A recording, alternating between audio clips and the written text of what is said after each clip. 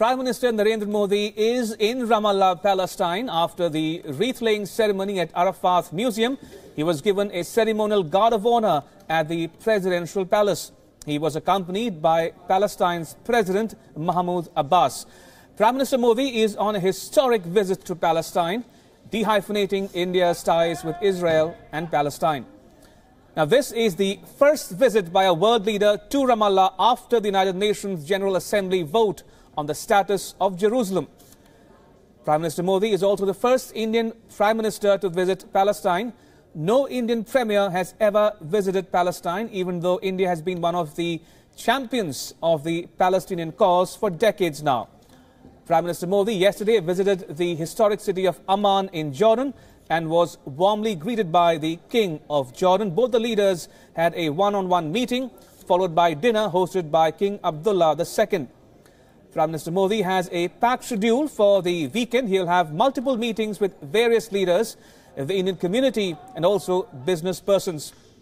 Now, after arrival in Ramallah this morning, the Prime Minister laid a wreath at the mausoleum of Yasser Arafat.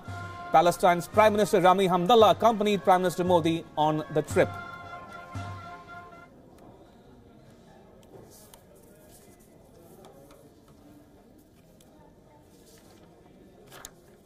All right, joining me live from Ramallah is my colleague Daniele Pagani, and with me in the studio is Ambassador Talmiz Ahmed. He served in Saudi Arabia, Iran and the UAE. Thank you, Ambassador Ahmed, for joining us on the discussion. But if I can go to Daniele in Ramallah. Daniele, we are standing by for the bilateral meeting between Prime Minister Narendra Modi and President Mahmoud Abbas. What are you picking up? What's happening around you? As of now, the official function that we just saw is finished, so the preparations are now for the second phase of the meeting. As you correctly say, there are bilateral talks going on. There is a lot on the table, several perspectives. There is the political perspective, which according to everyone, according to the Ministry of Foreign Affairs of Palestine, is the most important. Remember that India and Palestine shared long ties, and India has always been a long-standing and stable friend of the Palestinians.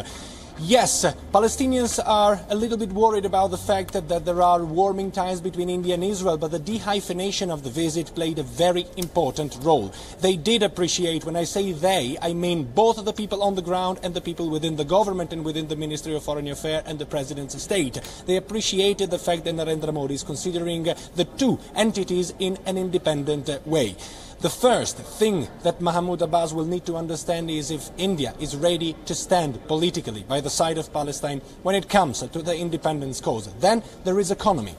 There is a need of infrastructure, especially when it comes to agriculture. There is a lot that India can do and teach to Palestine, and there is also a lot, especially water management, on which Palestinians are very good, that can be exchanged between India and Palestine. Then there is education. Remember that India has funded a building, an enormous building, which is a significant building. That is the Diplomacy Training Center.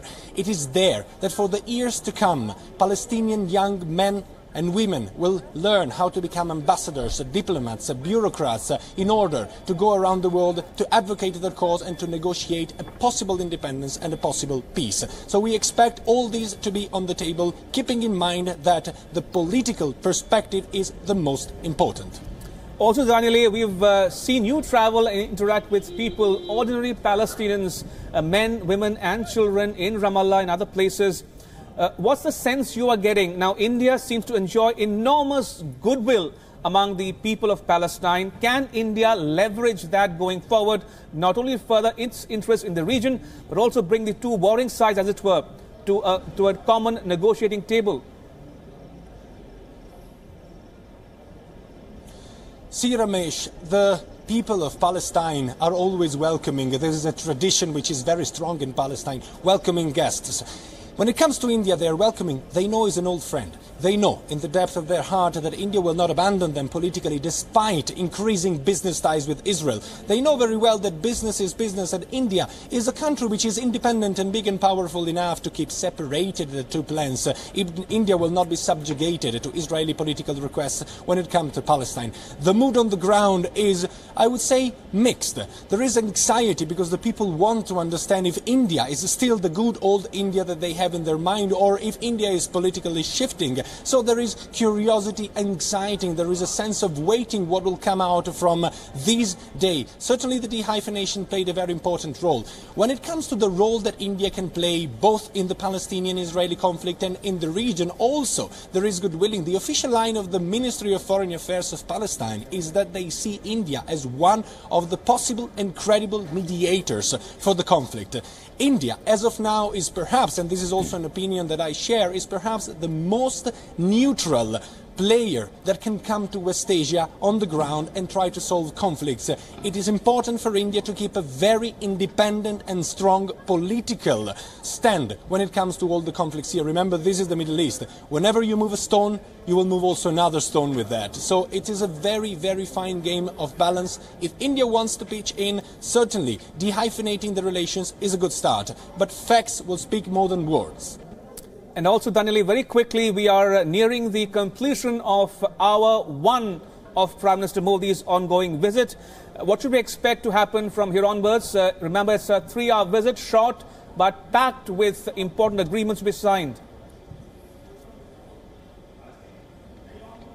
Remember that the Prime Minister is travelling pretty extensively in West Asia, so he has a deep and tight schedule. He reached Amman yesterday. He had a meeting with King Abdullah. Remember that meeting King Abdullah in Jordan is also like meeting partially the Palestinians. Remember that the king is perhaps one of the key of access of the Palestinians. So we can also say that somehow, philosophically, politically, his visit to Palestine began with Jordan. Then he's spending a few hours here. Very quickly then he's going to the other two countries that he's going to visit, the United Arab Emirates and Oman. Remember, Oman has the largest Indian presence here. 9 million of Indians are working in this region, and definitely the Prime Minister of India, Narendra Modi, is telling to the world that India is ready to increase its ties independently on the ground as a neutral player. It is doing it so with Iran, it is doing with Saudi Arabia, it is doing the same with Israel, it is doing the same to Palestine. There is no harm if a country can keep an independent political stand and talk and make business and try to profit out of exchanges in terms of economy, in terms of politics, in terms of migration, in terms of law, in terms of agriculture, with all the countries on the world. And as I said, perhaps nowadays India can be the most neutral player in West Asia. Certainly it is a delicate game. All right, Daniele, do stay on if you will. I want to bring in my guest in the studio, Ambassador Talmiz Ahmed, in the discussion. Good afternoon, Ambassador Ahmed. Thank you. Your thoughts as we begin discussing Prime Minister Modi's substantive part of his visit, including the bilateral with President Mahmoud Abbas. I truly believe it is a historic visit. It is the first visit of an Indian Prime Minister. Right. He has gone in very difficult times for the Palestinian people. President Trump has announced somewhat unilaterally that he recognizes Jerusalem as the capital. Also, there is a kind of plan for an independent Palestine that would be a crude, it would be a crude offer to the Palestinians in terms of the Bantustans. I think his visit would be a very strong reassurance to the Palestinian leadership and to the Palestinian community that India stands by them in these difficult times. I think that is the most important aspect. There are certain other specific aspects. We have been supporting them financially and technically for a very long time. This is something that is doable. This is connected with capacity building. So there will be we will be setting up a school there for diplomatic training, and I think that would be a very important aspect. So rather than do something that is not realistic, to be, as far as the peace process is concerned, it is a non-starter for the time being. There is no Israeli interest in pursuing any peace process. They have a maximalist agenda. They have no interest in the two-state solution. They have no interest in discussing with the Palestinians any serious matters regarding the peace process. Only the Americans can put pressure upon them, but I don't think any American leadership has shown any interest in this regard for a very long time, for more than 25 years. So in the meantime, what can we do for the Palestinian people? Certainly we can support their aspirations in terms of having a viable state, And that state should have East Jerusalem as its capital. We should declare that. And in the meantime, whatever we can do in terms of capacity building and supporting them economically, I think we should do that. Ambassador Ahmed, now many in India would say, and especially in the region, that India has good ties with all the major players in the region, be it Saudi Arabia, be it Iran, be it Israel, be it Palestine. Yes. Does that position India in a unique position, if you will, where India can become, at least raise its profile or raise its game insofar as the region is concerned? At one point, at one level, I should point out to you that a large number of countries like us, placed like we are, China, Russia, France, Germany, etc., are similarly positioned in the sense that they have good relations with all the major countries of the region to a greater or less extent. India has been in this position for several years. It's not a unique development.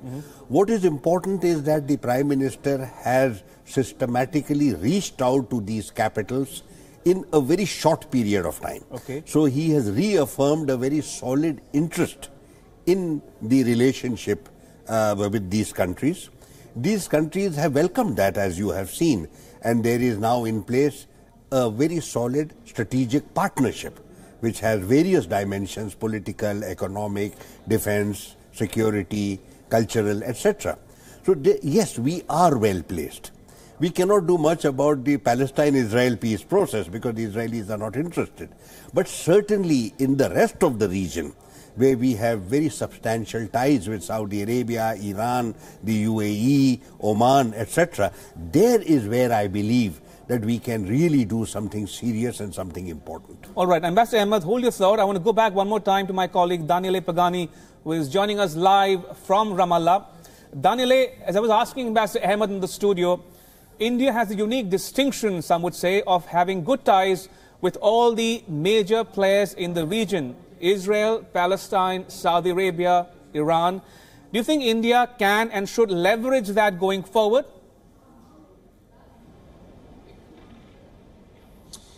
Just to answer, before I answer this question, I do not entirely agree with our guest, because Russia is not exactly positioned as India in this moment in the Middle East, exactly as China is not positioned as well. Remember that Russia is pretty much involved in the Syrian war theater militarily. They did take a very strong stand there, so it is a little bit different. Certainly India is not changing a position. It has been in this position for a long time. I think that as of now, India can renew its effort in West Asia. I think, living in West Asia and covering the region, that there is the desperate need of a neutral player without a political agenda, without a hegemony agenda, because this is the main problem in the Middle East. Yes, China can be placed in a similar position like India, but remember that China has a particular way to interact with countries. Yes, they may build infrastructure, but then they will use those infrastructure for their own purposes. This is something which India is doing in a little bit of a different way. India is normally developing also capacity building, which is something that China not always does. So there is a difference. I think that as of now, India can renew its effort in a region which is very turbulent. I do agree with our guest when he says that when it comes to the peace process between Palestine and Israel, we don't have to think about something that is quickly doable. It's impossible for any country to pitch in this kind of scenario after decades of conflicts, frustration, suffering, torture and jailing, and solve it now. And also, it's true that Israel is not showing actually willingness to do this, but you lay the foundation for a possible future action in West Asia. And I think that it is time for India, if truly it wants to become a global player in West Asia, to do that. And Daniel, if you look at the region at large, now that President Mahmoud Abbas says the US cannot be an honest broker or mediator going forward, which countries do you think can step in to fill the breach? Could it be India, China? What's your sense? There is China, which is slowly trying to pitch in when it comes to the Israeli-Palestinian conflict. If I am not wrong, 2 or 3 months ago, the Special Envoy for the Middle East from China said very clearly that his government is ready to support a two-state solution and is ready to offer its capabilities, its negotiating capabilities in the scenario. Also, when it comes from the media and the news, I personally noticed that there is a growing attention when it comes to the Chinese media on the Israeli-Palestinian process. This is also a sense of the country. We know that in China the media reflects very much the political willingness of the political class in China. So China is trying definitely to pitch in. Russia has no interest whatsoever. Russia is currently interested in trying to settle down the Syrian scenario. The United States of America took a very clear stand. They are not welcome here as a mediator. It is a good time for India to pitch in, keeping in mind that pitching in this kind of scenario is an extremely complicated and delicate game of balance. All right, Daniel, you stay on. I want to go back to my guest in the studio, Ambassador Ahmed. Ambassador Ahmed, if I were to ask you to take a step back and look at developments in the region, on the big picture obtaining in the region, India is diversifying its options, so to speak.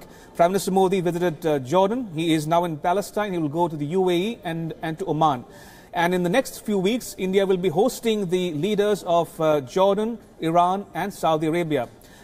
Would you say that India is finally getting its act together as far as West Asia goes? Yes. One word, yes. I am very excited about the series of engagements that we've had with West Asian leaders. This has been long overdue, let me add. There has been a very deep desire on the part of this region to be given the kind of importance that Prime Minister is now giving to this region. Do recall that we are dependent on this region for our energy. They are a very major economic partner for us. They are a major source of investment. They are the home of 8 million Indians. This region used to ask, what more do you want from us? And now at last the Prime Minister is giving them the importance. This is a strategic partnership. It goes beyond a bilateral transactional relationship. It is something extremely deep, extremely important, and mutual interests are involved on long-term basis. Sure. So we have every reason to be very deeply concerned about the security scenario. Sure. You know, you cannot, this is not a fair weather relationship. It's a relationship that has to show itself even when times are bad. So if I have such a solid, if I have to attach so much importance to this relationship, I have so many stakes that are involved in this relationship in this region, then surely I have every reason to be deeply concerned about the scenario, about the deteriorating scenario. That is the next step.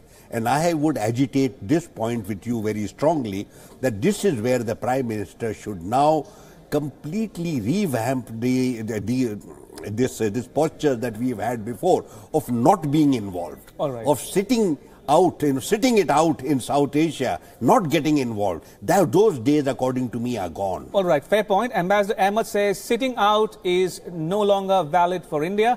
On that note, Ambassador Ahmed and Daniel Pagani in Ramallah, thank you for joining me on this discussion this moment, and we'll keep coming back to you as the day progresses.